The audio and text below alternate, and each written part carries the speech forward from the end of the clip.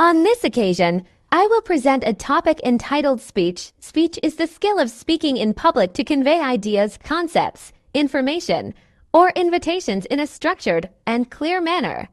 Speech is not only used in formal occasions, but also in everyday life, such as class presentations, organizational activities, seminars, and various other events. Speech skills are important because they can develop self-confidence, systematic thinking skills, and communication skills in front of a large audience. In this presentation, I will discuss the definition of speech, its purpose, preparation before speaking, basic delivery methods, effective presentation techniques, and important points to consider when speaking in public. It is hoped that after understanding this material, we can improve our public speaking skills, gain more confidence, and be able to convey ideas clearly and structuredly. Okay, let's begin our discussion of this speech topic.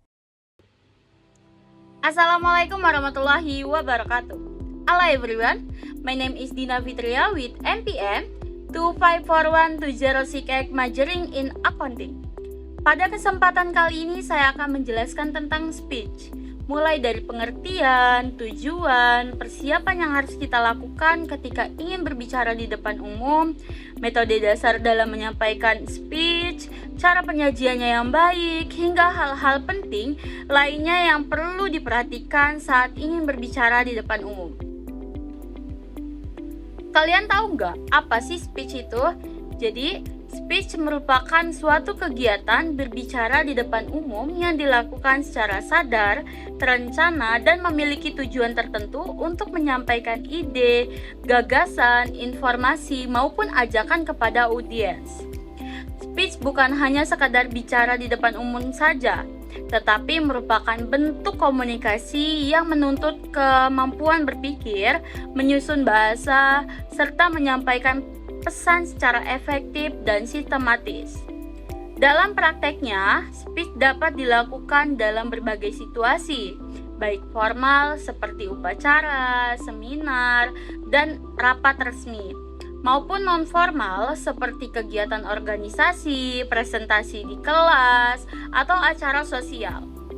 Speech juga menjadi salah satu bentuk keterampilan komunikasi public speaking yang sangat penting terutama dalam dunia pendidikan dan profesional. Lebih dari itu, speech juga mencerminkan kemampuan seseorang dalam mengorganisasikan pikiran, mengontrol emosi, serta membangun hubungan dengan audiens.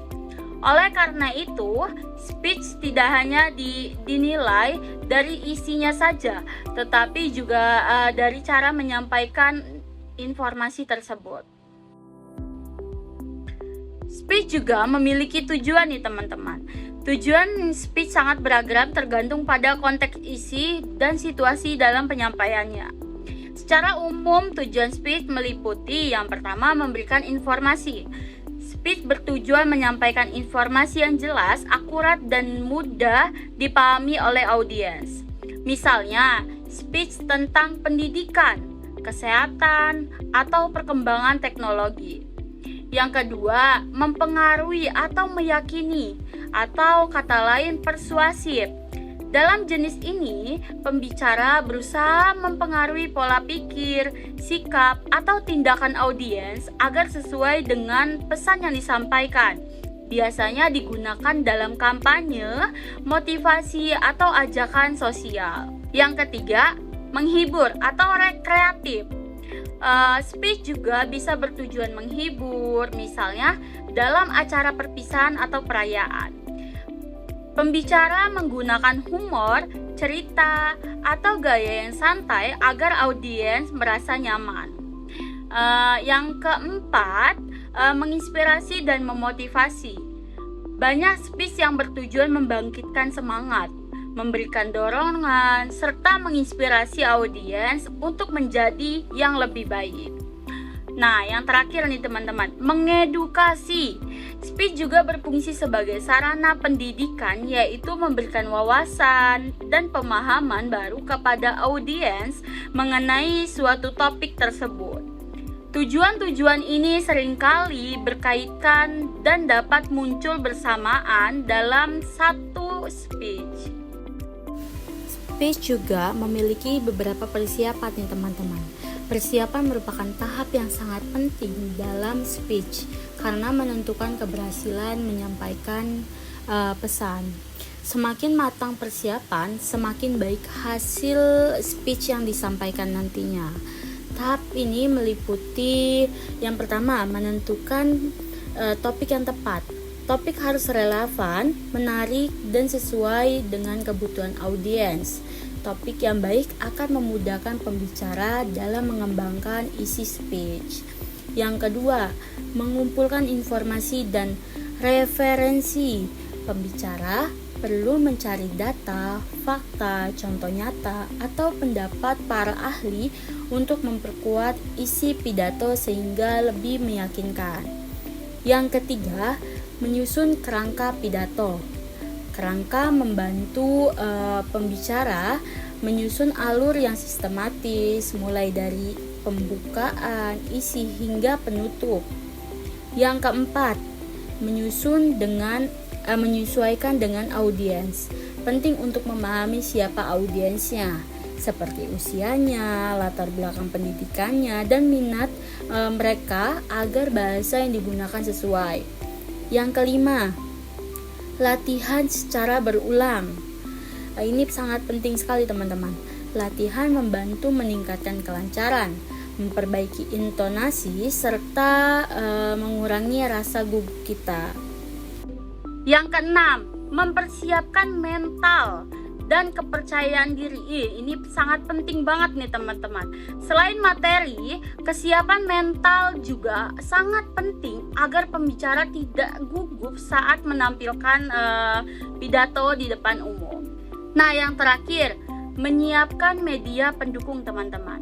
Jika diperlukan, gunakan alat bantu seperti slide PPT, video, atau catatan kecil untuk membantu dalam menyampaikan pidato tersebut. Nah, adapun metode dasar dalam speech nih teman-teman. Dalam menyampaikan speech terdapat beberapa metode dasar yang digunakan, yaitu yang pertama ada impromptu atau spontan. Metode ini dilakukan tanpa persiapan. Pembicara langsung menyampaikan pidato berdasarkan pengetahuan yang dimilikinya. Kelebihannya adalah terlihat alami, tetapi kekurangannya berisiko tidak struktur. Yang kedua, manuskrip atau naskah. Pembicara membaca teks pidato yang sudah disiapkan. Metode ini cocok untuk acara resmi agar tidak terjadi kesalahan dalam menginformasikan. Yang ketiga ada memoris atau menghafal nih teman-teman. Pembicara menghafal seluruh isi dalam pidato. Metode ini membantu menyampaikannya lebih lancar. Tetapi ini beresiko kita menjadi lupa teman-teman. Nah, yang terakhir ada extemporaneous atau extempora. Pembicara hanya membawa poin penting sebagai panduan. Metode ini dianggap paling efektif karena fleksibel, struktur, dan terlihat lebih natural. Pemilihan metode harus disesuaikan dengan situasi dan kemampuan pembicara. Penyajian speech. Penyajian speech merupakan tahap pelaksanaan yang menentukan apakah pesan yang kita sampaikan dapat diterima baik oleh audiens. Penyajian yang baik melibatkan beberapa aspek yang sangat penting, antara lain yang pertama, intonasi suara. Variasi nada suara diperlukan agar speech tidak menonton dan lebih menarik. Yang kedua, artikulasi yang jelas. Setiap kata harus diucap dengan jelas agar mudah dipahami. Yang ketiga, ekspresi wajah. Ekspresi yang sesuai akan membantu memperkuat pesan yang kita sampaikan. Yang keempat, bahasa tubuh atau gestur kita nih teman-teman. Gerakan tangan dan sikap tubuh dapat menekankan pada poin tertentu. Yang kelima, kontak mata. Ini penting untuk menciptakan hubungan baik dengan audiens dan menjaga perhatian mereka. Nah, yang keenam, penguasaan panggung. Pembicara harus terlihat percaya diri dan mampu mengontrol situasinya. Yang ketujuh, mengatur tempo dalam berbicara. Kecepatan berbicara harus seimbang agar audiens dapat mengikuti isi speech dengan baik. Nah, yang terakhir adalah penggunaan jeda. Ini penting nih. Jeda yang tepat dapat memberikan waktu bagi audiens untuk memahami pesan. Nah, lalu ada hal-hal yang berkaitan dengan speech. Selain aspek utama yang sudah saya jelaskan tadi, terdapat beberapa hal penting lainnya dalam speech, yaitu jenis-jenis pidato. Yang pertama nih, seperti pidato informatif, persuasif, rekreatif, dan seremonial yang masing-masing memiliki karakteristik berbeda. Yang kedua, struktur pidato yang jelas. Pembuka harus menarik, isi harus padat dan terarah, serta penutup harus memberikan kesan yang kuat. Yang ketiga, etika dalam berpidato. Pembicara harus menjaga sopan santun, menghargai audiens, dan menggunakan bahasa yang baik. Yang keempat, kepercayaan diri. Ini sangat penting. Faktor ini sangat mempengaruhi keberhasilan dalam speech. Pembicara yang percaya diri akan lebih meyakinkan. Nah, yang kelima, ada penguasaan materi secara mendalam. Semakin memahami isi materi yang kita sampaikan, semakin mudah pembicara menjelaskan dan menjawab pertanyaannya. Yang terakhir ada kemampuan beradaptasi. Pembicara harus mampu menyesuaikan diri dengan situasi. Misalnya, jika audiens terlihat bosan atau kurang fokus. Oke teman-teman, saya punya contoh nyatanya nih sedikit tentang speech ini. Ini kawan saya sendiri. Saya punya kawan bernama Rizky. Rizky adalah seorang mahasiswa yang aktif di kampusnya. Nah, suatu saat dia diminta untuk memberikan penyambutan pada acara penyambutan mahasiswa baru. Awalnya Rizky merasa gugup karena belum terbiasa berbicara di depan umum dan orang yang ramai.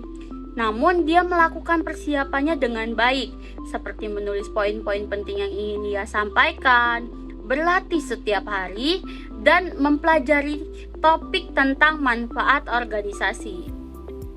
Saat hari acaranya tiba, si Rizky ini menyampaikan speech tentang pentingnya mengikuti organisasi untuk melatih soft skill seperti komunikasi dari kepemimpinan dan kepemimpinan. Dia juga menceritakan pengalamannya yang dulu pemalu tetapi menjadi lebih percaya diri setelah aktif berorganisasi. Speech-nya berjalan dengan lancar dan mendapat banyak tepuk tangan dan pujian dari audiens. Dari pengalaman itu, Rizky belajar bahwa persiapan dan keberanian sangat penting dalam public speaking. Itulah contoh nyata dari cerita yang saya dengar oleh teman saya. Jadi kesimpulannya dari semua yang sudah saya jelaskan tadi, speech merupakan kegiatan berbicara di depan umum yang bertujuan untuk menyampaikan informasi, gagasan, pendapat, atau ajakan kepada audiens secara struktur dan jelas. Keberhasilan sebuah speech tidak hanya ditentukan oleh isi materinya saja, tetapi juga oleh persiapan yang matang, seperti pemilihan topik, pengumpulan bahan, dan latihan berbicara. Dalam menyampaikannya, terdapat beberapa metode yang dapat kita gunakan, seperti impromptu, manuskrip, memoris, dan extemporaneous, yang masing-masing memiliki kelebihan dan kekurangan. Selain itu, teknik penyajian seperti intonasi, ekspresi, bahasa tubuh, dan kontak mata juga sangat berpengaruh dalam menarik perhatian dan memahami audiens. Secara keseluruhan, speech adalah keterampilan penting yang dapat melatih kepercayaan diri kita, kemampuan komunikasi, serta kemampuan berpikir sistematis. Dengan persiapan yang baik dan penyampaian yang tepat, speech dapat menjadi alat yang sangat efektif untuk menyampaikan pesan kepada orang. Okay guys, that is for this video. Don't forget to like and subscribe. Wassalamualaikum warahmatullahi wabarakatuh.